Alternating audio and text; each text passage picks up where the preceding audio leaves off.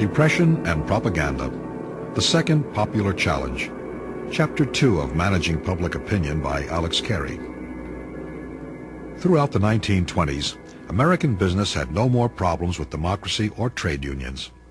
However, the onset of the Great Depression changed that circumstance dramatically. With tens of millions jobless and hungry, business was initially stunned by the intensity of public hostility. For the first time, American business's ideological hegemony over American society was temporarily broken. It became politically and morally respectable to advocate government ownership, socialism, and even communism as alternatives to the free enterprise system, a development which provided a multitude of victims for the second McCarthy period of the 1950s. By 1934, American business, led by the NAM, had organized itself for a massive campaign to recapture public opinion. Public policies in our democracy are eventually a reflection of public opinion, the NAM warned its members, so public opinion must be reshaped if we are to avoid disaster. A nationwide assault on public opinion was rapidly coordinated. By 1935, the president of the NAM could report to a meeting of business leaders, "You will note especially that this is not a hit-or-miss program. It is skillfully integrated so as to gradually blanket every media. And then it pounds its message home with relentless determination." But while the Depression lasted, even the resources of business and its Red Scare tactics could not rapidly prevail. As late as 1938, the NAM's board of directors, in a curiously Marxist formulation, still found the hazard facing industrialists lies in the newly realized political power of the masses. Unless their thinking is directed, it warned, we are definitely headed for adversity. The following year, the La Follette Committee, a committee of the U.S. Senate, which had been established to investigate violations of the rights of labor, incidentally exposed the extraordinary scale of business's assault on public opinion. Of the National Association of Manufacturers in particular, the Congressional Committee reported in 1939, NAM blanketed the country with propaganda which in technique has relied upon indirection of meaning and in presentation on secrecy and deception. Radio speeches, public meetings, news, cartoons, editorials, advertising, motion pictures, and many other artifices of propaganda have not, in most instances, disclosed to the public their origin within the association. In the same year, Professor Laswell, referring to the tremendous campaign that had been conducted by business, concluded that, for better or for worse, the future of business is bound up with propaganda. Meantime, public relations techniques for combating unions had also made progress. Until the passage of the Wagner Act in 1935, which required managements to bargain with representatives of labor, unions had few rights, and attempts to organize workers were commonly met with violence and intimidation. After the Wagner Act, the industrialists sought, in the words of the La Follette Committee, a new alignment of forces. That is, they sought through propaganda and other means to arouse and organize the public at large, to do to labor on industry's behalf what the individual employer himself could no longer do legally.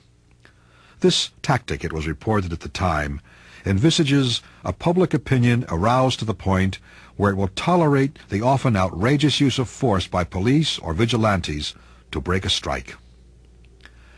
The Remington Rand Corporation is credited with having perfected this tactic, which then became known as the Mohawk Valley Formula.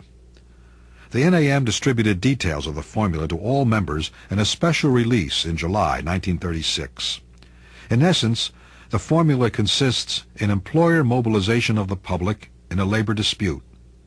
Some excerpts from an account of its use will indicate its more significant features. These features foreshadow the general subordination of industrial relations to public relations that developed in the decades after World War II. The dispute was between the CIO and the Bethlehem plant at Johnstown, Pennsylvania, which refused to recognize the steel union. Bethlehem Steel was aided in the dispute by the national publicity of the Iron and Steel Institute and the National Association of Manufacturers.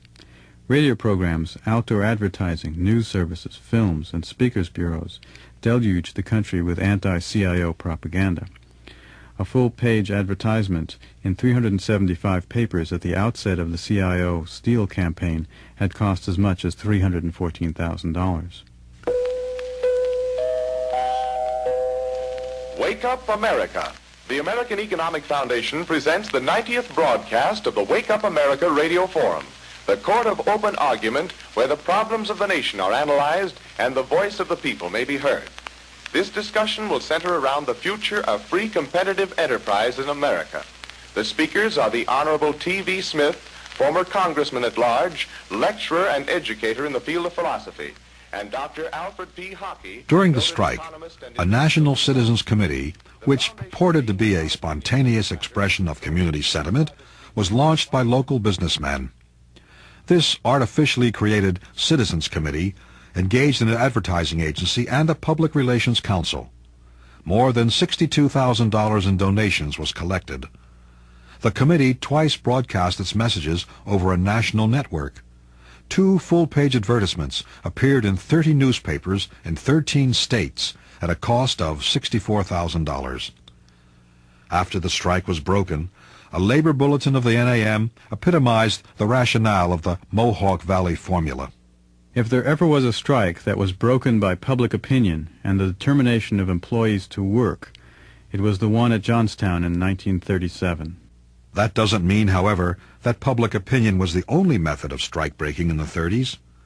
Auerbach, in Labor and Liberty, reports that between 1933 and 1937, Republic Steel, United States Steel, Bethlehem Steel, and Youngstown Steel and Tube each purchased more gas equipment than did any law enforcement agency in the United States. Republic, with 52,000 employees, purchased more than 10 times as many gas guns and more than 26 times as many gas shells and projectiles as did the Chicago Police Department, which was responsible for the safety of 3.3 million persons. During the same period, explains Alex Carey, Republic Steel hired the PR firm of Hill and Knowlton to look after its reputation while employing an extensive espionage network and locking workers out of plants. In many cases, such public relations served simply as a protective screen for the violence used by corporations. But such public relations seen in the context of labor history represents also a real change in corporate policies. Strikes are no longer broken or violently suppressed, testifies an executive before the La Follette Committee. The new way to win or combat a strike is by organizing community sentiment. This is the beginning of a new era. After World War II, the emphasis has shifted almost entirely to public relations. Before World War II, business had campaigned against the Roosevelt administration and accused it of carrying the country towards communism or even fascism. During the war, business had to curb its campaign. However, in the last year of the war, American business, and the NAM in particular, geared up as it had after World War I to beat back both government intervention and the growing power of unions.